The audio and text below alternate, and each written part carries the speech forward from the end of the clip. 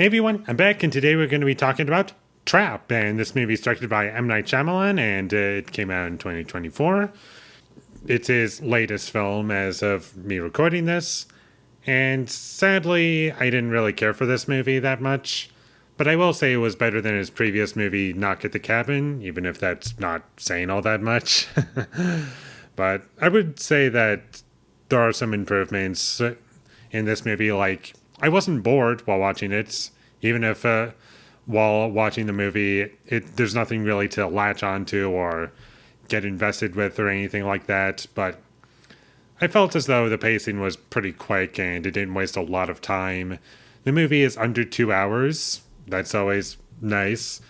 And out of all of M. Night Shyamalan's films, I think the only movie in his filmography that's over 2 hours is Glass. So, with the exception of Glass, all of his movies are under 2 hours, which is nice.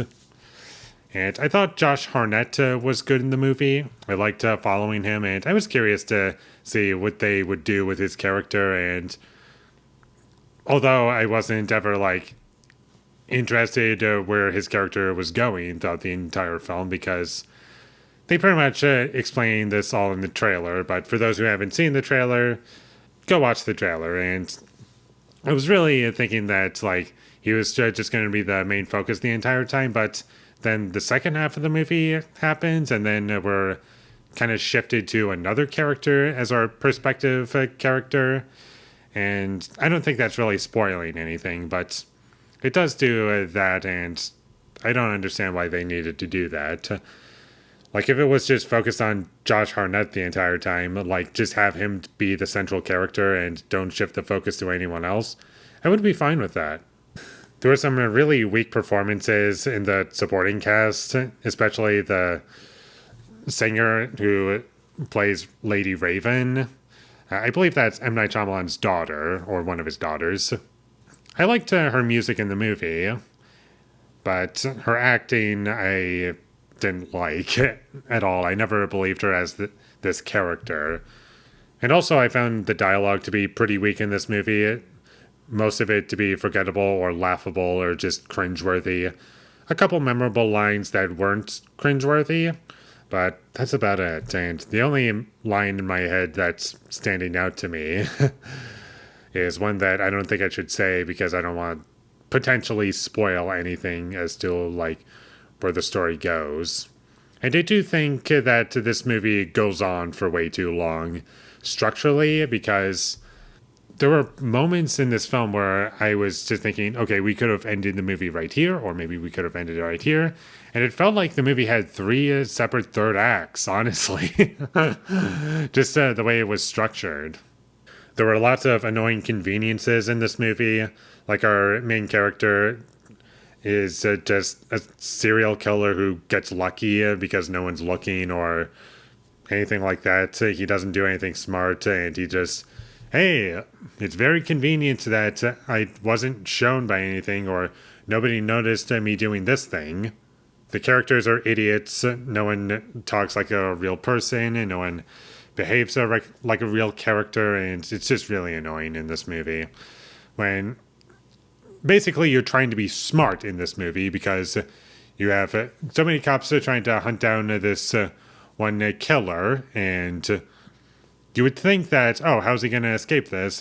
And even if you don't like him doing smart things would have been cool and interesting to keep you going. But instead, he's just getting lucky, and there's nothing really to keep you going because of that.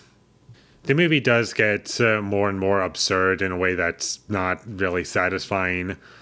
Sure, there are moments that are kind of funny bad, but most of it is played pretty straight, and you don't really get those moments all that often. And any over-the-top goofiness or our main character doing something crazy, you'd expect him to do a lot of that in the movie, but I guess on one hand he is trying to keep a low profile, but on the other hand, it would have been fun to see all that. So I can understand the decision, even if it is kind of a missed opportunity. And that's about all I have to say about Trap without spoiling anything. There's plenty of other things that I can get into if I were to spoil it, mostly things that happen in the second half of the movie, because that's the most memorable stuff in the movie. But as is, it's not that great. It's not engaging, really. Like I was never bored personally, but there's just not enough elements about it that I can say are good that I can imagine keeping the average person engaged while watching this movie. That's something that is going on in the back of my mind. I was like, yeah, this movie definitely needed more of good things in it. Like, I barely remember the music. Like, and when I say songs, I don't mean the stuff from the Lady Raven character. I mean, like, the actual score for the film. I just don't remember it at all, sadly. So, kind of forgettable in ways, but does have a lot of things that are gonna stick with me. Like, I'll remember the second half of this movie for sure, and parts of the first half, but it's not a great movie as a whole, unfortunately. So, with all that being said, I'm going to give Trap a 4 out of 10. Thank you for watching my videos as always. If you enjoyed this review, be sure to leave a like and comment down below you thought of Trap, and my social media links, they will all be in the description, so follow me there. And last but not least, subscribe to be a part of Foley Nation, and I'll see you when I get my next review up, and that is going to be for Halloween 3, Season of the Witch. So look forward to that, but until I get that up, thank you for watching and have a great day.